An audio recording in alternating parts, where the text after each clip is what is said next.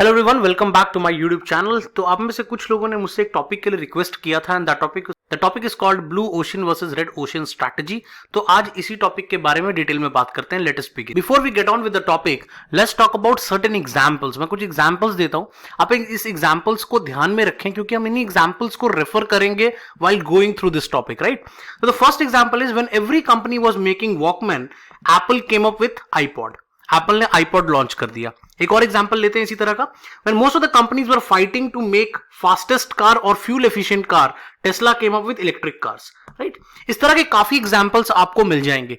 In fact हर innovation में ही आपको इस तरह का एग्जांपल मिल जाएगा। हम डिसरप्टिव इनोवेशन की बात कर रहे हैं, not we are talking about continuous innovation, right. तो let's talk about what is blue ocean. अब इन एग्जांपल्स को हम आगे डिस्कस करेंगे। तो let's talk about blue ocean strategy first. So what is blue ocean? So blue ocean strategy refers to the creation by a company of a new uncontested market space that makes competitor irrelevant and that creates new customer value often while decreasing the cost. अब इसको थोड़ा ध्यान से समझते हैं।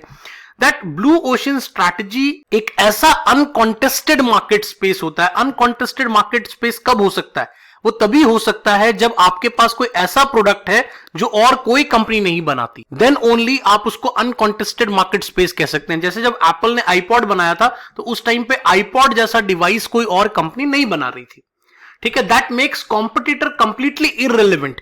Competitor irrelevant क्यों हो जाएगा? उसका रीजन क्या? आपने कुछ ऐसा बना दिया है जो सेम नीड को सेटिस्फाई करता है बट वो बेहतर है। जैसे वॉकमैन भी म्यूजिक सुनने के ही काम आता है but at the same time iPod जो है वो उससे बेटर फीचर्स ऑफर करता है और वो म्यूजिक वाली नीड को तो सेटिस्फाई करता ही करता है, ठीक है।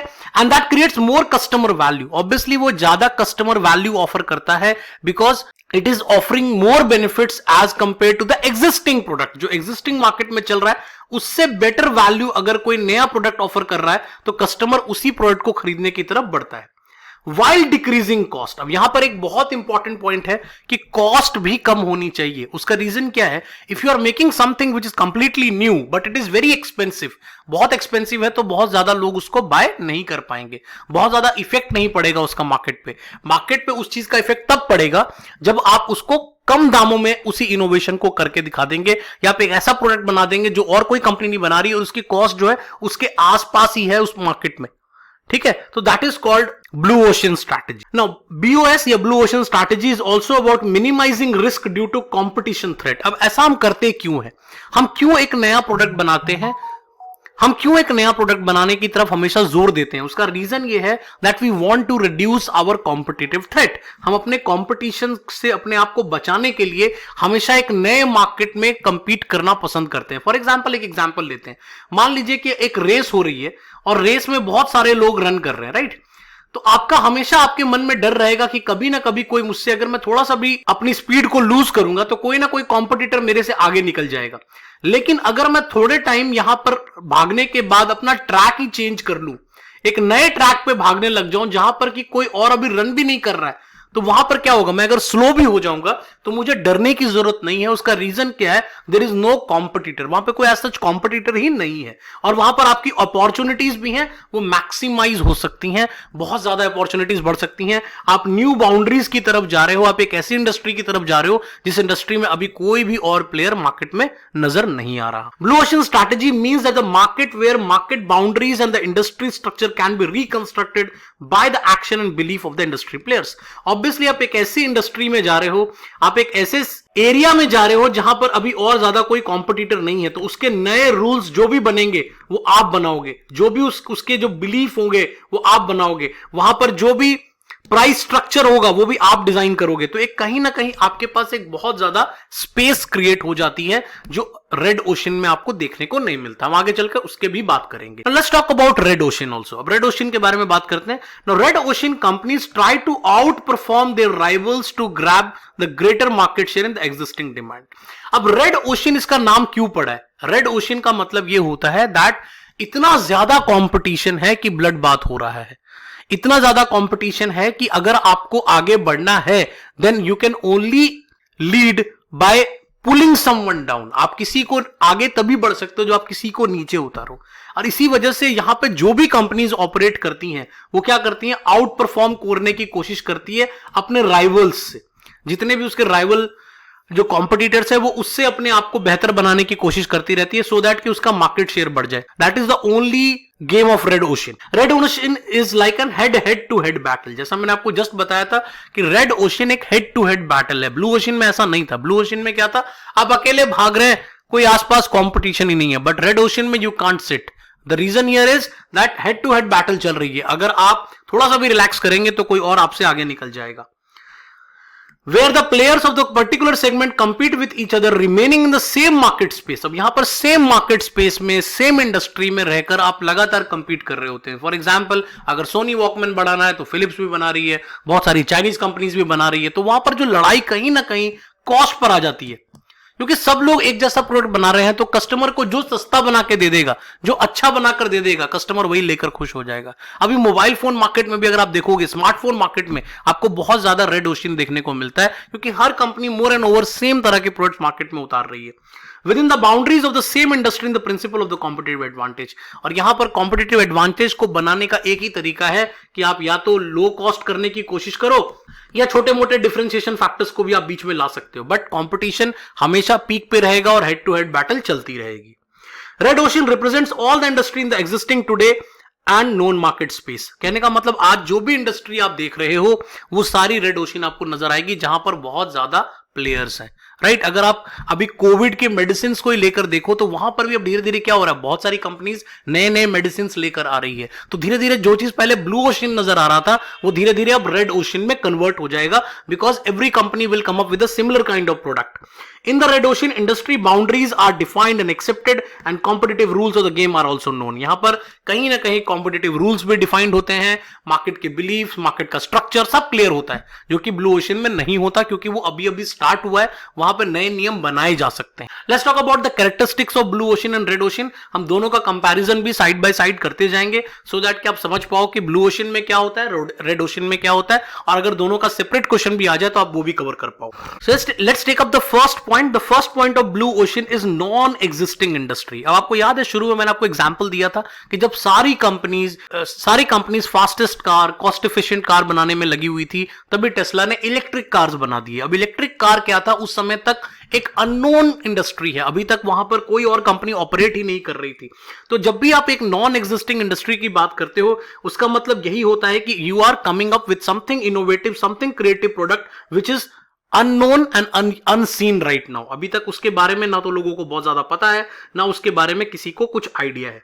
So that is the first thing you have in blue ocean. On the other side, red ocean में क्या होता है, ये existing industry होती है। मतलब यहां पे जो प्रोडक्ट है वो ऑलरेडी नोन है मार्केट में, कस्टमर उसके बारे में जानता है, और यहां पर जो भी कंपटीशन होना है वो एग्जिस्टिंग इंडस्ट्री के अंदर ही होना है। राइट, जितने भी एग्जिस्टिंग प्लेयर हैं एक पर्टिकुलर इंडस्ट्री में, फॉर एग्जांपल टेलीकम्युनिकेशन में अगर मान लीजिए अभी 3 प्लेयर ऑपरेट कर रहे हैं, that is Jio, Vodafone and idea. तो इन्हीं like Jio, Vodafone and Airtel, तो इन्हीं के बीच में कंपटीशन होता रहेगा for the similar kind of market space. लेकिन यही अगर 5G लॉन्च हो जाता है और वो कोई न्यू कंपनी लेकर आ जाती है, तो वहां पे क्या होगा, एक नया डायमेंशन शुरू हो जाएगा। फिर धीरे धीरे आप देखोगे ये कंपनीज भी उसी तरफ जा रही हैं। मतलब एक चीज जो हमें समझनी है, और ये क्वेश्चन काफी बार मैंने देखा है पूछा जाता है कि क्या कोई इंडस्ट्री हमेशा ब्लू ओशन रहेगी, तो आंसर नो होगा, बिकॉज ब्लू ओशन हमेशा कोई भी इंडस्ट्री नहीं रहती।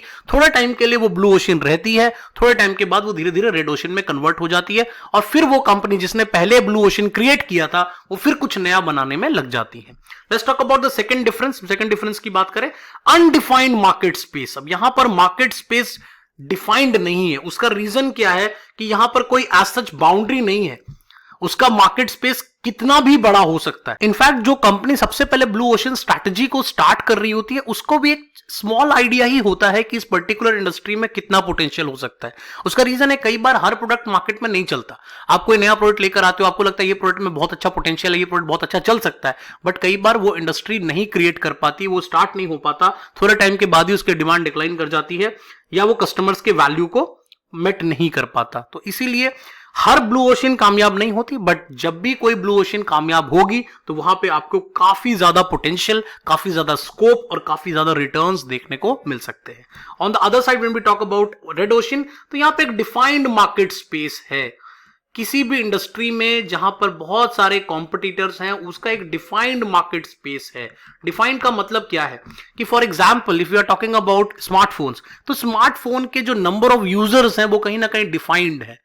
कहीं ना कहीं हमें आइडिया है कि कितने लोग उसको यूज कर रहे हैं। हो सकता है कि कुछ लोग नॉन यूजर्स होंगे जो आने वाले टाइम में स्मार्टफोन यूजर कन्वर्ट हो जाएंगे, बट एक टाइम के बाद वहां पे सैचुरेशन देखने को मिलेगी, जो कि रेड ओशन मार्केट की एक बहुत इंपॉर्टेंट कैरेक्टरिस्टिक्स है। लेकिन ब्लू ओशन में वो देखने को नहीं मिलता क्योंकि उसका अनलिमिटेड पोटेंशियल हो सकता है। जो तीसरा डिफरेंस है that is called undefined industry boundaries. अब यहां पर जो इंडस्ट्री की बाउंड्रीज हैं वो भी अनडिफाइंड है। अब अनडिफाइंड इंडस्ट्री की बाउंड्रीज से यहां पर क्या मतलब है? इसका मतलब यह है कि जो यहां पर मैनेजर्स हैं, जो कंपनी ने ब्लू ओशन स्टार्ट किया है, जो वहां के कंपनीज के जो टॉप मैनेजमेंट में लोग बैठे हैं, उनकी इमेजिनेशन, उनकी क्रिएटिविटी आपके उस पर्टिकुलर इंडस्ट्री के डायमेंशंस को डिफाइन करती है। वो बताती है कि जो पर्टिकुलर इंडस्ट्री है वो अभी तो डिफाइंड नहीं है, बट उसकी कहां तक उसकी बाउंड्री स्ट्रेच हो सकती है वो कहीं ना कहीं आपको एक आइडिया होता है in the head of the top management. On the other side red ocean में एक क्लियर बाउंड्रीज होती हैं इंडस्ट्री में। हमें पता होता है इसमें कितना मार्केट पोटेंशियल है, इसमें कितना मार्केट शेयर बढ़ाया जा सकता है, इसमें कितने कस्टमर्स हैं, इसमें कितने सेलर्स हैं, हर चीज का एक क्लैरिटी से हमें आइडिया होता है। Let's talk about the next one that is called unknown competitive rules. अब यहां पे चूंकि कंपटीशन ही अभी नहीं एग्जिस्ट करता है, ब्लू ओशन मतलब अभी एक न्यू इंडस्ट्री स्टार्ट हुई है। जैसे जब मोबाइल फोन और लैपटॉप्स बन रहे थे उसी बीच में टैबलेट कंप्यूटर शुरू हो गया, टैबलेट्स बनकर मार्केट में आ गए। अब हमें खुद ही नहीं पता कि वहां पे अभी टैबलेट्स का पोटेंशियल क्या हो सकता है, कितने लोग टैबलेट खरीदेंगे। शुरुआत में लग रहा था कि टैबलेट बहुत सारे लोग खरीदेंगे, लेकिन बाद में लोगों को ऐसा रियलाइज हुआ कि ना तो वो लैपटॉप है ना तो वो मोबाइल फोन है, तो कहीं ना कहीं वो दोनों में से किसी भी चीजों के पर्पस को सर्व नहीं करता। So that is the reason why overall जो आप देखोगे टैबलेट्स के सेल में डिक्लाइन आया है, और इसी वजह से बहुत कम कंपनीज ही, गिनी चुनी कंपनीज ही टैबलेट्स बनाती है। तो कहीं ना कहीं हमें ये बात समझनी पड़ेगी कि ब्लू ओशन में रूल्स डिफाइन नहीं है कंपटीशन के, बिकॉज कंपटीशन अभी उतना ज्यादा एग्जिस्ट ही नहीं करता। जैसे जैसे 3 4 5 प्लेयर 6 प्लेयर आते जाएंगे इंडस्ट्री में, वैसे वैसे कॉम्पिटिटिव रूल्स भी बनते जाएंगे। On the other side red ocean में बिल्कुल कॉम्पिटिटिव रूल्स डिफाइंड है। कौन सी कंपनी कौन सी स्ट्रैटेजी को फॉलो करती है, किस लेवल पे प्राइसिंग करती है, क्या उनका कस्टमर बेस है, कौन सी जगह पर उनका मार्केट शेयर ज्यादा है, कौन से शेयर पे हमारा मार्केट शेयर ज्यादा है, ये सब कुछ यहां पे क्लियरली हमें पता होता है। Next point in the blue ocean is called high profit growth opportunities. Obviously blue ocean is completely new territory. एक न्यू टेरिटरी में जाने का मतलब यह होता है कि उसमें रिस्क भी ज्यादा है और उसका पोटेंशियल भी बहुत ज्यादा है, और तभी हम कहते हैं हाई रिस्क हाई रिटर्न। तो जो कंपनी इसमें रिस्क लेगी उसको उतना ज्यादा पोटेंशियल मिलने के चांसेस हैं। उसका रीजन ये है that they are the first one to take the risk. वो सबसे ज्यादा रिस्क उठा रहे हैं, तो सबसे ज्यादा प्रॉफिट भी उन्हीं के बनाने के चांसेस हैं। जबकि अगर हम रेड ओशन की बात करें तो यहां पर चूंकि कॉम्पिटिटिव रूल्स क्लियरली हमें पता है, तो यहां पे कहीं ना कहीं क्या देखने को मिलता है, लो प्रॉफिट एंड ग्रोथ अपॉर्चुनिटीज। यहां पर बहुत ज्यादा प्रॉफिट आपका नहीं बन सकता। उसका रीजन क्या है, जब सेम मार्केट शेयर के लिए मान लीजिए 100% मार्केट शेयर है, अब 100% में कोई कंपनी के पास 20% है, मेरे पास 30% है, किसी के पास 40% है, तो कहने का मतलब अब अगर टोटल 100% एक्यूपाई हो चुका है, तो अगर मुझे अपना 5% मार्केट शेयर बढ़ाना है तो मुझे वो किसी ना किसी से छीन कर लाना पड़ेगा, किसी ना किसी कॉम्पिटिटर से लेकर आना पड़ेगा। इसलिए वहां पर ग्रोथ अपॉर्चुनिटीज के चांसेस बहुत कम हो जाते हैं, बिकॉज अगर मैं 5% किसी का लेकर आ रहा हूं तो कोई मेरे से भी तो 5% लेकर जा सकता है। तो that is the reason why that is one of the problems we have in red ocean, और ये हमेशा हाइपर कॉम्पिटिटिव बना रहता है। अगर हम एक और पॉइंट की बात करें ब्लू ओशन में, दैट्स कॉल्ड वैल्यू इनोवेशन। यहां पर हमेशा हम इनोवेशन की तो बात करते हैं, but we talk about value innovation. Value का मतलब क्या है कि आपको कस्टमर के बेनिफिट्स को बढ़ाना है बिना उसके कॉस्ट को बढ़ाए हुए। हमें उसका बहुत ज्यादा कॉस्ट अगर आप बढ़ा दोगे तो कहीं ना कहीं उसका बेनिफिट जो है वो कस्टमर्स को नहीं मिल पाएगा। तो अगर कस्टमर्स को उस चीज का बेनिफिट लेना है तो आपको वैल्यू इनोवेशन करनी पड़ेगी। कोई ऐसी चीज बनानी पड़ेगी जो कस्टमर देखकर कहे कि यस, इसमें कुछ वैल्यू नजर आ रहा है, इस पे मैं स्विच करना चाहता हूं, इसको मैं अपग्रेड करना चाहता हूं। वरना कई बार आप देखोगे जब मैं कार के शोरूम्स में जाता हूं, मैं वहां पे देखता हूं कंपनी, मान लो जो शोरूम का ओनर होता है या जो सेल्स पर्सन होता है वो कहता है भाई यहाँ पे देखिए इन्होंने लाइट चेंज कर दिया है, इन्होंने इतना सा स्पेस बढ़ा दिया है, थोड़ा सा पहले मान लो बूट स्पेस जो था वो लेटर सपोज 180 था, अब आपने बढ़ा के 200 कर दिया। तो कई बार कस्टमर को लगता है कि यार इसमें वो इनोवेशन वाली कोई बात नहीं है, राइट। अगर आपने थोड़ा बहुत इनोवेशन कर दिया तो कस्टमर उसको एक वैल्यू इनोवेशन की तरह नहीं देखता। अब यहां पर हमारे लिए अगला जो पॉइंट बन जाता है that's called creating a market, आप एक मार्केट को क्रिएट कर रहे हो। उसका रीजन क्या, अभी तक मार्केट एग्जिस्ट ही नहीं करती थी, नीड एग्जिस्ट करती थी। यहां पर यह भी पॉइंट समझने वाला है कि नीड एग्जिस्ट करती थी बट मार्केट एग्जिस्ट नहीं करता। मार्केट इसलिए एग्जिस्ट नहीं करता बिकॉज नंबर ऑफ सेलर्स ही नहीं है, नंबर ऑफ बायर्स ही नहीं है। अभी प्रोडक्ट नया नया मार्केट में आया है, that is the reason why यहां पर एक पूरी मार्केट स्पेस, एक पूरी इंडस्ट्री स्पेस को आप क्रिएट कर रहे हो, उसके रूल्स को आप बना रहे हो, उसके बिलीव्स को आप बना रहे हो, उसकी प्राइसिंग की स्ट्रैटेजीज आप सेट कर रहे हो। तो that is the biggest benefit you have in blue ocean. On the other side, यहां पर जो कॉम्पिटिटिव एडवांटेज आपको मिलता है वो मैंने आपको इनिशियल भी बताया था, दैट आप लो कॉस्ट या डिफरेंशिएशन से ही ये फायदा उठा पाते हो। मतलब अगर आपको अपने कॉम्पिटिटर से आगे निकलना है तो आप क्या करोगे, प्राइस को कम कर दोगे, जैसा कि मोबाइल फोन में होता रहा। मोबाइल फोन में जितनी भी चाइनीज कंपनीज इंडियन मार्केट में आई, उन्होंने क्या किया, उन्होंने वही सेम फीचर्स आपको कम कम दामों में ऑफर कर दिए। तो कस्टमर को लगा हाँ भाई ये तो वैल्यू है, ठीक है, जो चीज मुझे 20,000 रुपए में सैमसंग दे रहा है वही मुझे MI के फोन्स जो है वो मे बी 10,000 में दे रहे हैं, ओप्पो मुझे 8,000 में दे रहा है। तो कहीं ना कहीं मुझे उस चीज का लो कॉस्ट में फायदा मिला। लेकिन धीरे धीरे उन कंपनीज ने भी रियलाइज किया कि लो कॉस्ट में जाने का जो सबसे बड़ा नुकसान होता है वो ट्रैप हो जाता है। ट्रैप ये हो जाता है कि अगर आपने एक बार नीचे की प्राइस पे बना दिया तो कंपनी, आप ऊपर की प्राइस पे बनाओगे तो कस्टमर नहीं खरीदेगा। तो इस वजह से उन कंपनीज ने भी बाद में डिफरेंशिएशन शुरू कर दिया। अब वो क्या करती हैं, कोई नया तरह का कैमरा ले आती है, कोई नया तरह का स्क्रीन ले आती है, कोई गेमिंग फोन बना देती है। मतलब they keep on twisting things within the ingredients of the product just to offer some kind of differentiation into this market space. Otherwise if you look at this mobile phone industry you don't find a very strong differentiation, बहुत ज्यादा strong differentiation नहीं मिलता। लेकिन हाँ, कुछ एक companies हैं, कुछ एक सीरीज है जहां पर कुछ ऐसा आपको मिल जाता है जो पहले कोई और कंपनी नहीं बना रही हो। Next one is developing future demand. अब यहां पर आप फ्यूचर की डिमांड को डेवलप कर रहे हो because the customers are new, you don't know what kind of demand they can have in market, you don't know whether the potential of the product is there or not, तो you predict a future demand कि मुझे लगता है ये product इतना बिक सकता है, इतना इसकी डिमांड हो सकती है, उसी के हिसाब से आप प्रोडक्शन करते हो, उसी के हिसाब से आप मार्केटिंग करते हो। That is what your idea in blue ocean strategy. On the other side, यहां पर क्या है, एक्सप्लॉइट एग्जिस्टिंग कस्टमर्स।